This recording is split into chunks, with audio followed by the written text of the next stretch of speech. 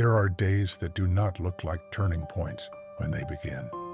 This one started with bad coffee and a quiet house. I did not know, sitting at that kitchen table at 6 in the morning, that three small things would quietly rearrange the rest of my life. My name is Eugene Calloway. I am 78 years old, and this is the story of one ordinary Wednesday that changed everything. I need to give you a little of the before so that the day makes sense when I get to it. I had spent the better part of my adult life working as a civil engineer for a municipal firm in Charlotte, North Carolina.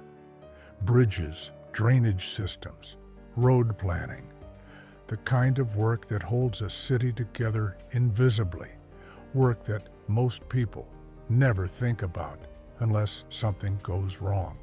I was good at it. I was methodical and careful, and I took pride in doing things correctly. And that particular set of qualities served me very well professionally and made me, I will be honest with you, somewhat rigid in the rest of my life. My wife, Doris, and I had been married for 31 years at the point this story takes place. We had 2 grown children, a son named Marcus, who lived in Atlanta, and a daughter named Renee, who was finishing a graduate degree in Boston. The house was quiet in the way that houses get quiet after children leave, a different kind of quiet from the one before children arrive, heavier somehow, more aware of itself. Doris had her garden and her book club, and a part-time job at a dental office that she had taken, not because they needed the money, but because she needed somewhere to be. And I had my work, which had always been enough to fill whatever space was available, until one particular autumn it stopped being enough, and I did not know what to do about that. I was 61 years old, and I was tired in a way that sleep did not fix. Not sick. The doctors confirmed that plainly enough. Just tired in some deeper register that I did not have good language for. I had begun waking at 5 in the morning, not because I wanted to, but because something in me refused to stay unconscious, and I would lie in the dark beside Doris, listening to the house and feeling a restlessness that I could neither explain nor resolve. I had everything I had worked for: the career, the house, the marriage, the children grown and launched and doing well. By any reasonable measure, I had succeeded at the project of my life, and yet something was wrong. Something quiet and persistent and impossible to point to, like a sound you can almost hear but cannot quite locate. That was the condition I was living in on the Wednesday morning I want to tell you about. I drove to work the same way I always drove, parked in the same spot, sat down at the same desk, and opened a set of project files I had been reviewing for the better part of 2 weeks, and I sat there. I sat there for a long time, looking at those files, and nothing happened inside me. No engagement, no interest, no sense that any of it connected to anything that mattered. Just a flat, gray absence where the work used to feel like something. And I remember thinking with a clarity that surprised me that I could not do this anymore. Not the job specifically, but the going through the motions of a life I had stopped actually inhabiting. I closed the files. I told my assistant I was not feeling well, which was true in every way that counted. And I left the office at 9:30 in the morning for the first time in 30 years of working there, and I drove without any destination in mind until I found myself parked beside a small lake about 20 minutes outside of the city, a place I had driven past 100 times but never stopped at. That was the first thing. I know that sounds small. A man parks his car by a lake and sits there, But what happened in that hour was not small, because for the first time in longer than I could account for, I was not doing anything. Not planning, not reviewing, not managing, not preparing for what came next. I was just sitting beside a body of water, watching the light move across it, and my mind, which had been running at a low, anxious hum for months, went quiet. Not empty, just quiet, in the way that a room goes quiet when you finally turn off a machine you had stopped noticing was running. And in that quiet, I heard something. Not a voice, nothing like that, just a thought that rose up with unusual clarity and refused to be dismissed, which was that I had spent my entire adult life building a structure and had forgotten to actually live inside it. I had been so focused on the maintenance of everything, the career, the finances, the responsibilities, the image of a man who had things under control, that I had drifted, slowly and without noticing, away from the actual texture of my own life. I was administering my existence rather than living it. I sat by that lake for an hour, and when I got back in the car, I did not drive back to the office. I drove to a garden center on the edge of town, and I walked in and asked a young woman working there to help me pick out something to plant in a yard that got mostly shade. I do not know why I did that. I am not a gardener.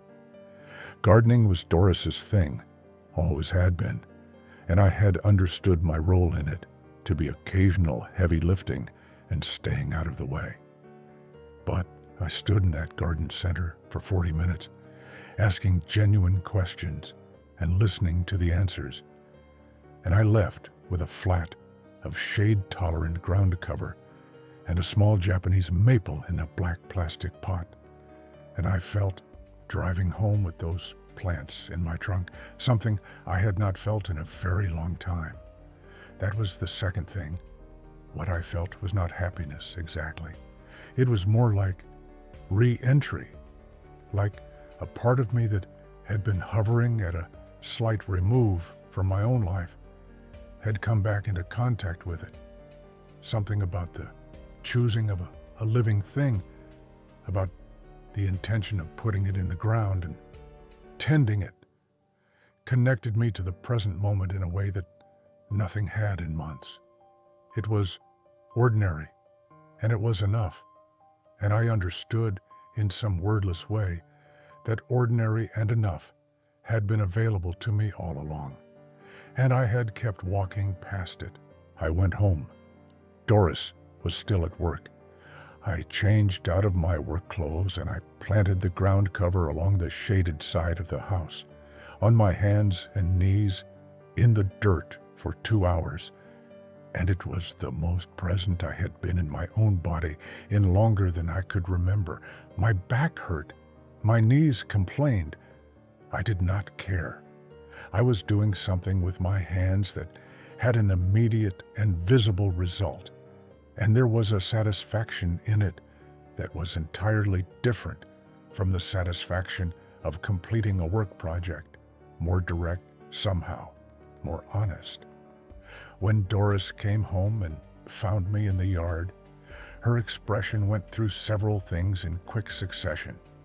Surprise, then confusion, then something that softened into a question she asked carefully, which was whether I was all right. And I told her I was not sure, but that I thought I might be getting there. And she looked at me for a moment, and then she knelt down in the dirt beside me, still in her work clothes, and she looked at what I had planted and told me I had done it right. And that was enough. That was more than enough.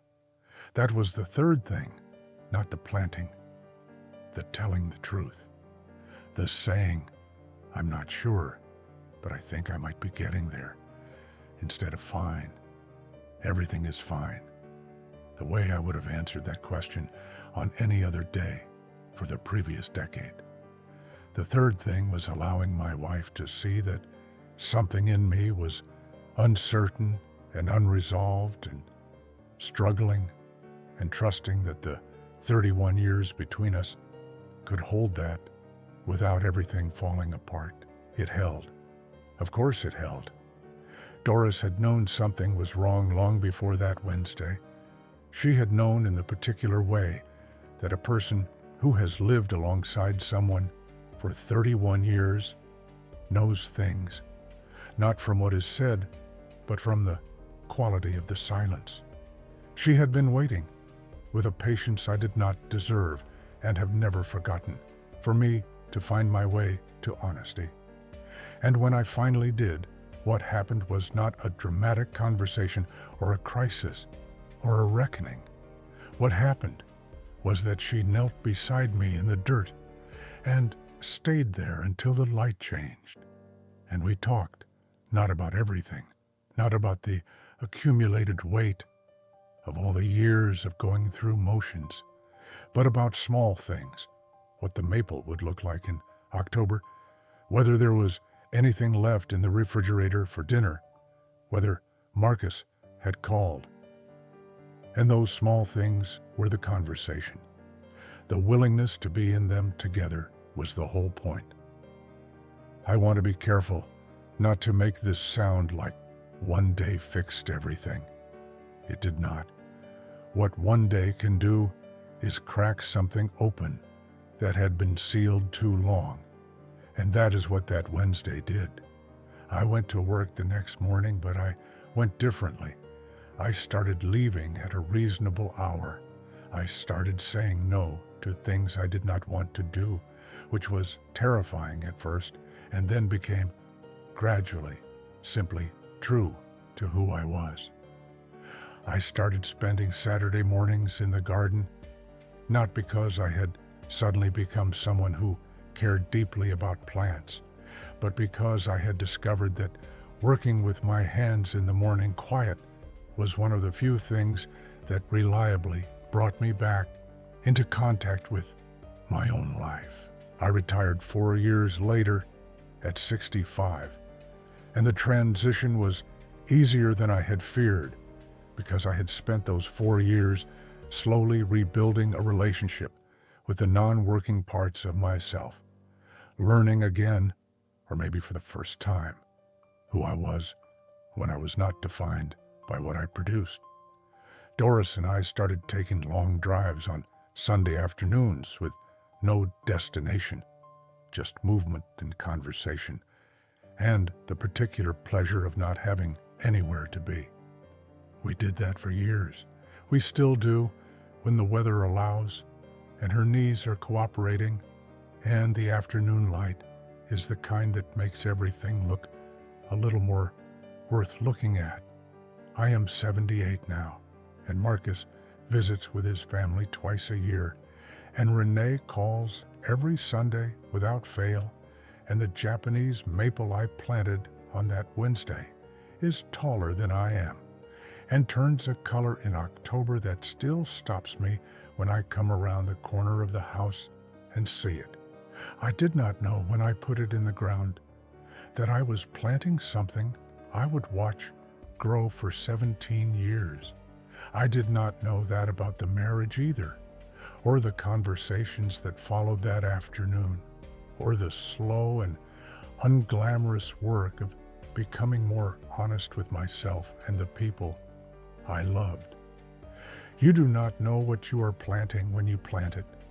You just put it in the ground and stay close to it. I think about that Wednesday often, not with regret, or not only with regret, but with a kind of grateful bewilderment that something so undramatic could have mattered so much.